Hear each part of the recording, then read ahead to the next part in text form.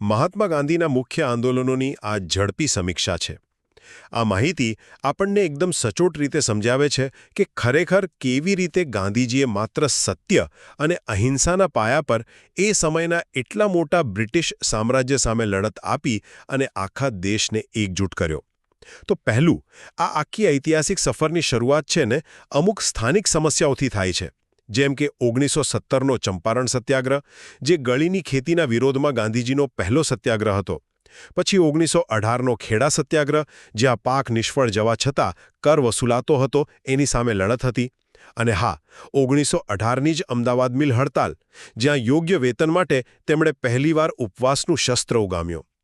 હવે તમે જરા વિચારો, શું આ શરૂઆતના નાના પાયાના અને સ્થાનિક આંદોલનો ગાંધીજી માટે ભવિષ્યની મોટી રાષ્ટ્રવ્યાપી લડાઈઓ માટેનું કોઈ ટેસ્ટિંગ ગ્રાઉન્ડ હતા? બીજું, રાષ્ટ્રીય સ્તરનો બહિષ્કાર અને કાયદાભંગ.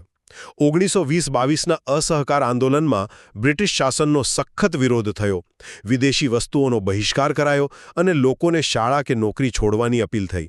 અને પછી આવી 1930ની ઐતિહાસિક દાંડી યાત્રા, જ્યાં 78 સાથીઓ સાથે 240 માઇલની યાત્રા કરી નમક કાયદાનો વિરોધ કર્યો. હવે એ વિચારીને જ આશ્ચર્ય થાય કે મીઠા જેવી એકદમ સામાન્ય અને રોજિંદી વસ્તુને એક વિશાળ સામ્રાજ્ય સામે હથિયાર કેવી રીતે બનાવી શકાય.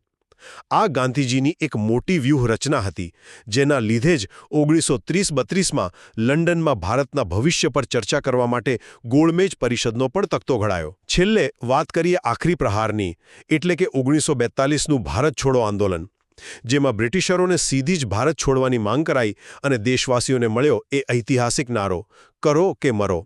હવે આ બહુ મજબૂત વિચાર છે કે આખી જિંદગી માત્ર અહિંસા પર ભાર મૂકનાર નેતા જ્યારે એમ કહે ને કે કરો કે મરો, ત્યારે એ સ્પષ્ટ દર્શાવે છે કે દેશવાસીઓની ધીરજ હવે સાવ ખૂટી ગઈ હતી અને આઝાદી સિવાય કંઈ જ મંજૂર નહોતું.